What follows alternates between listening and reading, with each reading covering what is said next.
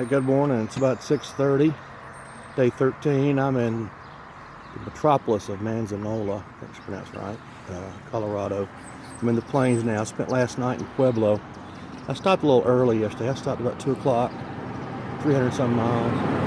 Yeah, I did. Been threatening thunderstorms on the weather report, but the clouds look not too bad, except up the mountains. And then, boy, it hit in the afternoon pretty badly all up and down the routes I'd have been on. So I'm glad I got off the road. Had a great day yesterday. Got up early. I was in Silverthorne, Colorado. It was cold. It was 40 degrees. I had on my woolies and my heated vest, so it turned up.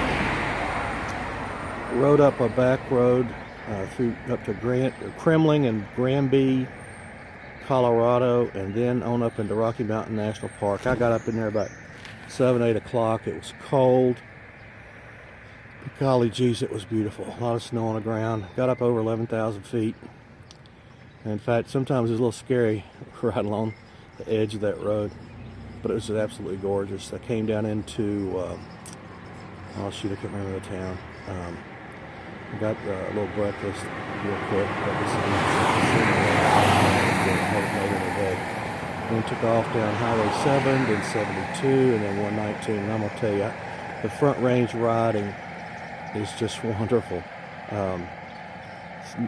72 and 119 is about 50 miles of just rolling, beautiful pavement, big sweeping turns, staying high, 8,000 to 9,000 feet. Just cool. Snow-capped mountains off to the right. It was just really nice day. Then I got down. I decided I better get out of the mountains. The clouds are forming up with that prediction of a thunderstorm starting about noon. I headed on down towards Denver, cutting all that traffic. Got on I-25 to go to Pueblo. I decided Pueblo was a good target. And it was just awful. It was a bumper to bumper, 75 miles an hour for about 40 miles. I was not enjoying that part. But got there safely. I'm going to try to make Wichita, Kansas today. I'm kind of changing my route. Originally I was going to go down through Oklahoma, but I think I'm just going to go down through Kansas. It looks the best weather route and a fairly quick route home. Trying to stay off the interstate. I'm on 50 now. I'll get on 400 in a few miles. See you later.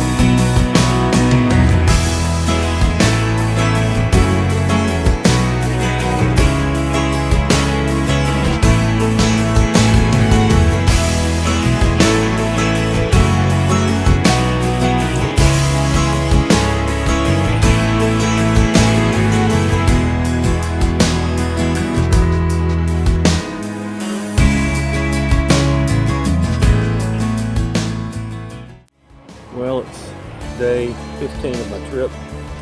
I'm in Stephenville, Tennessee.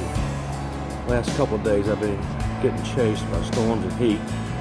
Left out of Pueblo, Colorado a couple of days ago, and the day I left I got hit with terrible storms and high winds, hail, that kind of thing. And then that storm was down in Oklahoma, so I decided to go a little bit north. I went back through Kansas rather than the planned route through Oklahoma.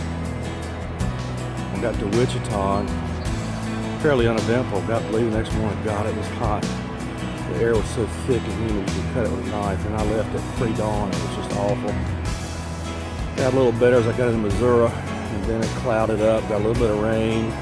Skies looked awful threatening, so I pulled into. I stopped a little bit early. I pulled into Poplar Bluff, and as soon as I got my motel room, skies cleared. It was beautiful.